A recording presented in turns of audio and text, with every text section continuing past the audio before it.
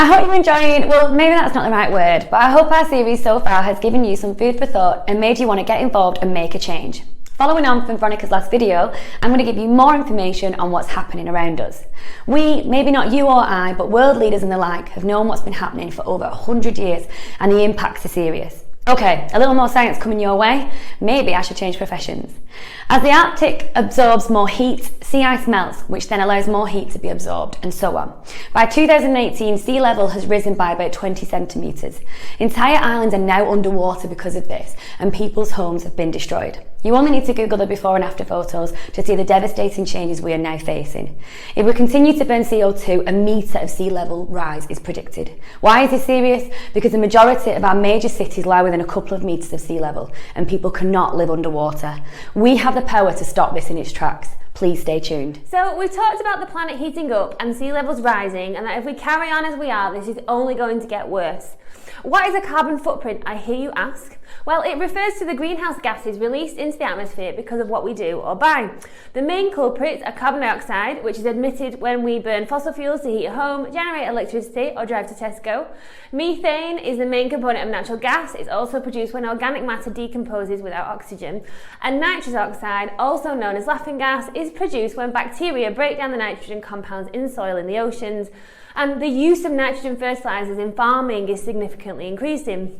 So my science lesson has drawn to a close, but in all seriousness, we need a revolution, and this is possible as we number in the billions.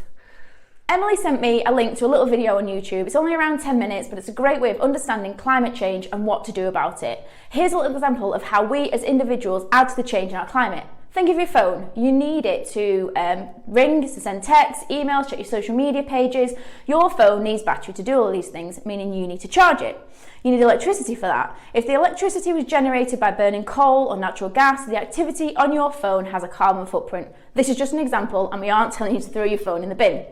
Indirect impacts occur in the production and distribution of our phones. Fossil fuels may have been used to supply power to manufacture and transport the goods to the retailer.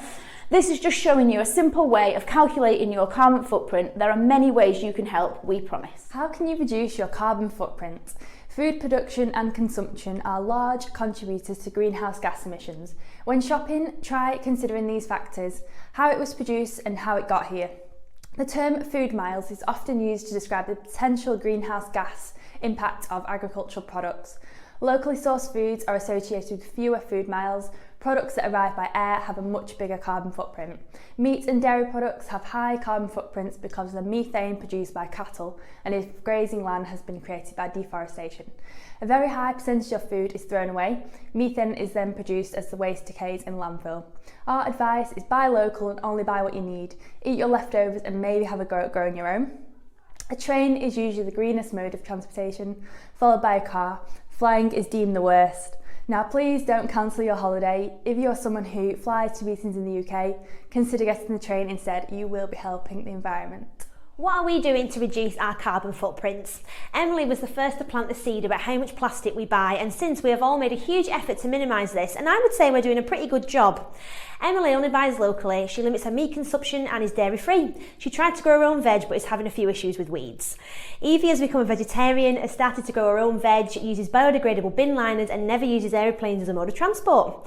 Jane shops locally at farm shops, has cut down on her meat consumption and is only buying what she needs. Laura is making a huge effort to eat less meat and will only buy from local butchers. She even goes as far as taking her own Tupperware to save on waste. She also has a soap bath with pretty much everything from conditioner to dry shampoo. And then there's me. I don't drive, making me extra eco-friendly. I shop at charity shops and I swap clothes with my friends so that we aren't buying as much stuff.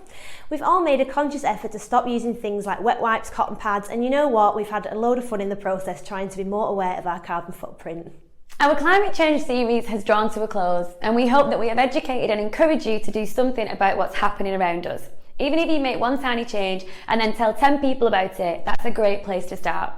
Since I started being more aware of all of this, I have inspired so many people to make a difference, and it's having a positive impact, and this makes me feel amazing. I know this has probably been our most serious video series to date, but it needed to be done. I hope the little jokes have helped deliver the message in a way that won't scare the bejesus out of you. There is so much more stuff we could cover, but we need to stop and let you decide for yourselves. Are you in or are you out? You have the power to make a difference.